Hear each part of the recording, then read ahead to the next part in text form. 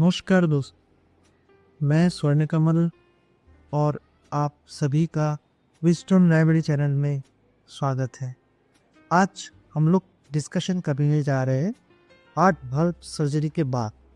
आपका heart valve surgery हो गया, अभी आगे क्या करना है? घर पे कैसे रहना है, कैसे खाना है, क्या पीना है, चलना है, फिरना है, लोगों से मिलना है कि नहीं है, दवा कैसे लेना है, ये सब चीज़ के बारे में आज हम लोग डिस्कशन करेंगे। चलिए आइए शुरू करते हैं। तो हार्ट valve सर्जरी के बाद जो पहला सवाल मन में आता है वो, क्या मैं पहले जैसा हूँ या पहले जैसा बन जाऊँगा? ज़रूर, आप बिल्कुल पहले जैसे हैं, सिर्फ आपका valve चेंज हुआ है, जो आपके हार्ट और आपका शरीर एक्सेप्ट कर लिया है। तो ये नया चीज़ जो आपके शरीर में लगा है, वो आपके शरीर अपने हिसाब से उसको एक्सेप्ट कर लिया है, उसमें कोई चिंता नहीं की। दूसरा चीज़ क्या है, हार्ट valve सर्जरी के बाद दवा क्या लेना है, कैसे दवा लेना है, इतना सारा दवा कैसे ले लें? जो मेन आपका दवा चलेगा वो है खून पतला करने के लिए दवा, जो एसिट्रोम या वारफारिन हो सकता है। एसिट्रोम और वारफारिन क्या करते हैं? खून को पतला करते हैं। और क्या दवा चलता है? हार्ट या हार्ट रेट को कंट्रोल करने के ही या धड़कन को कंट्रोल करने के लिए दवा चलता है। धड़कन कंट्रोल करने के साथ साथ और एक दवा चलेगा, अगर आपको ब्लड प्रेशर है तो ब्लड प्रेशर का दवा आपको ज़रूर चलना है। तो ये मेन दवा है जो आपको चलना। तो हम इसमें से एसिट्रोम या वारफारिन जो है वो होता है खून पतला करने का दवा। ये दवा हर हालत में ही आपको चलना है, कुछ भी हो जाए, कुछ भी मतलब कुछ भी हो जाए, चाहे आप दूसरा दवा लेना भूल गए या कुछ फाइनेंशियल इशू हो गया है या आप दवा खरीद नहीं पा रहे, कैसे भी करके ये खून पतला करने वाला दवा हमेशा आपके पास रखिएगा। और इसका जैसे डोज होता है उसी हिसाब से आपको इसको लेना है। इसको कभी भी स्किप नहीं कीजिए, कभी भी इसको छोड़िए नहीं। खून पतला करने का दवा ज़रूरी क्यों है, इतना ज़रूरी क्यों है? हम लोगों का शरीर में जो खून होता है उसका टेंडेंसी होता है गाढ़ा हो जाना।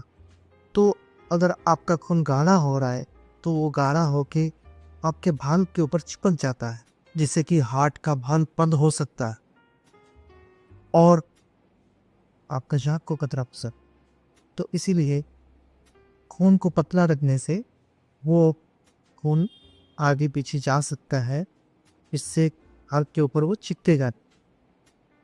दूसरा चीज़ क्या होता है, खाना कैसे खा, क्या क्या खाना खा जी।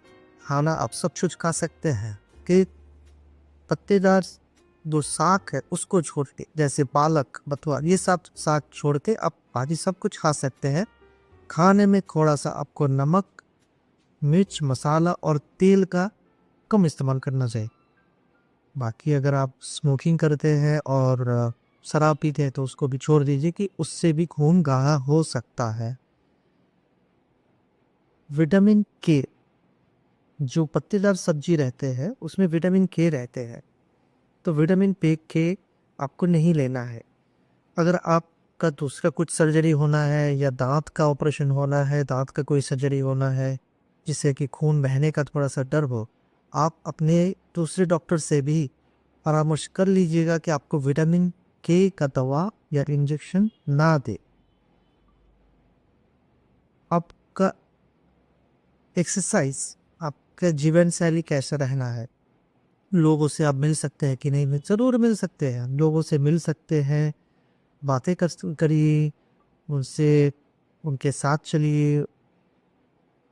आपको ध्यान क्या रखना है, आपका जख्म, जब तक ना आपका जख्म पूरा भर जाए, जब आपका जख्म भर गया, सूख गया, उसके बाद ही आप सबसे अच्छे तरीके से मिल मिलाप कर सकते हैं। जख्म के बारे में एक चीज़ और बोलना है, अगर आपको कभी भी लग रहा है कि जख्म पे सूजन आ रहा है या लालपन आ रहा है या सूजन के साथ साथ वहाँ पे मवाद आ रहा है बुखार आ रहा है, तुरंत आपके डॉक्टर से बात कीजिए या उनसे जाके मिल लीजिए। हो सकता है कि कुछ और दिन आपको एंटीबायोटिक की ज़रूरत पड़े, तो वो ठीक हो सकता है, वो ठीक हो जाता है। अब सेक्सुअल लाइफ के बारे में आते हैं। इस ऑपरेशन के बाद सेक्सुअल लाइफ में कैसा रहता है? क्या आप सेक्सुअल लाइफ में पहले फिजिकल एक्टिविटी करना बहुत ही ज़रूरी है।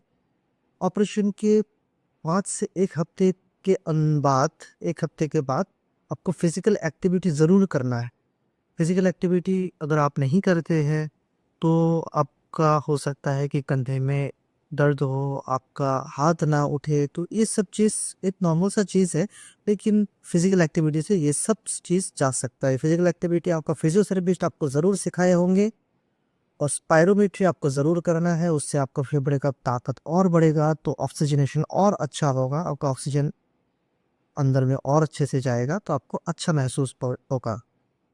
फिजिकल एक्टिविटी के साथ साथ और एक चीज़ हम लोग डिस्कशन करेंगे आईएनआर के बारे में, जो आपके लिए बहुत इम्पोर्टेंट है। आईएनआर आपको क्या रखना है और आईएनआर है क्या? आपका खून कितना पतला है, कितना गाढ़ा है, ये हम लोग को पता चलता है आईएनआर से। आईएनआर होता है इंटरनेशनल नॉर्मलाइज रेशियो। आईएनआर किन मरीजों में कितना होना चाहिए? तो जो मैकेनिकल वाल्व वाले मरीज होते हैं उनका आईएनआर 2 से 3 तक होना चाहिए। जो टिश्यू वाल्व वाले मरीज होते हैं उसमें 1 से 2 तक होने से भी चलता है। मैकेनिकल वाल्व वाले मरीजों में जो खून पतला करने का दवा है वो पूरा जीवन चलता है, और टिश्यू वाल्व वाले मरीजों में वो कुछ दिन के बाद बंद हो सकता है, वो भी डॉक्टर के सलाह के अनुसार।